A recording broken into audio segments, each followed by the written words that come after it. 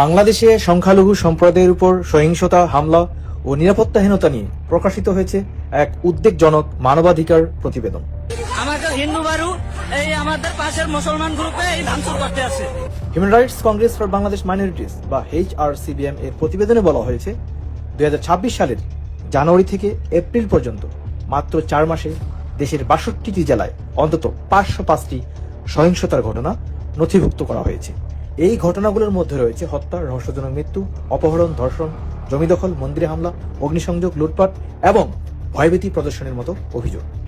প্রতিবেদন অনুযায়ী সবচেয়ে বেশি ঘটনা ঘটেছে চট্টগ্রাম বিভাগে, এরপর রয়েছে ঢাকা, খুলনা ও রংপুর বিভাগ। চট্টগ্রাম, খুলনা, সাতক্ষীরা, বরিশাল, কক্সবাজার, কুমিল্লা ও পটুয়াখালীকে সংখ্যালঘু নির্যাতনের অন্যতম হটস্পট হিসেবে উল্লেখ করা হয়েছে। প্রতিবেদনের একটি বড় অংশ জুড়ে রয়েছে মন্দির ও ধর্মীয় প্রতিষ্ঠানে হামলার বিবরণ।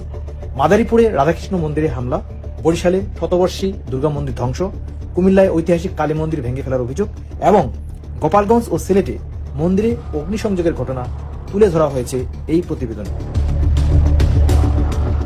সংগঠনটি বলছে, এসব হামলা শুধু স্থাপনার উপর আঘাত নয়, বরং সংখ্যালঘুদের ধর্মীয় পরিচয়, সংস্কৃতি এবং নিরাপত্তাবোধের উপর সরাসরি আঘাত।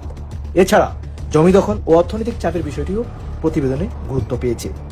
বিভিন্ন এলাকায় সংখ্যালঘু পরিবারকে ভয়ভীতি দেখিয়ে জমি দখল, বাড়িঘরে হামলা, ব্যবসা প্রতিষ্ঠান নষ্ট করা এবং ফসল ধ্বংসের অভিযোগ উঠে এসেছে এই প্রতিবেদনে। প্রতিবেদনে নারী ও শিশুদের অবস্থাকে সবচেয়ে ঝুঁকিপূর্ণ বলে উল্লেখ করা হয়। অন্তত 4 মাসে 28টি ধর্ষণ ও যৌন সহিংসতার ঘটনা নথিভুক্ত করা হয়েছে এই প্রতিবেদনটিতে। স্কুল ও কলেজগামী ছাত্রীদের অপহরণ, নিখোঁজ হওয়া এবং জোরপূর্বক বিয়ের অভিযোগও উঠে এসেছে। আদিবাসী ও জাতিগত সংখ্যালঘু নির্যাতনের বিরুদ্ধেও হামলার তথ্য পাওয়া গেছে। বিশেষ করে পার্বত্য চট্টগ্রাম অঞ্চলে চাকমা, ত্রিপুরা ও মোরো সম্প্রদায়ের উপর হামলা, ভয়ভীতি এবং জমি সংক্রান্ত বিরোধের অভিযোগ উঠে এসেছে প্রতিবেদনে। HRCBM বলেছে, অনেক ঘটনার পুলিশি তদন্তে বিলম্ব, যথাযথ ব্যবস্থা না নেওয়া এবং বিচারহীনতার সংস্কৃতি পরিস্থিতিকে আরো জটিল করে তুলেছে। ভুক্তভোগীদের অনেকেই মামলা চালিয়ে যেতে ভয়ভীতি ও চাপের মুখে পড়েছেন বলেও উল্লেখ করা হয়।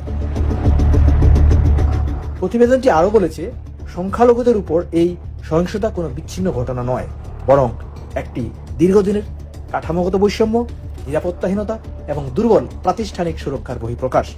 এই পরিস্থিতিতে বাংলাদেশ সরকার, বিচার বিভাগ, আন্তর্জাতিক মানবাধিকার সংস্থা এবং জাতিসংঘের প্রতি কার্যকর পদক্ষেপ নেওয়ার আহ্বান জানিয়েছে HRCBM।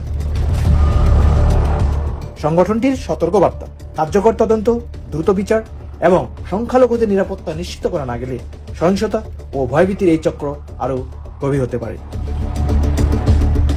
প্রদীপ রায়, OTN বাংলা, মেলবোর্ন।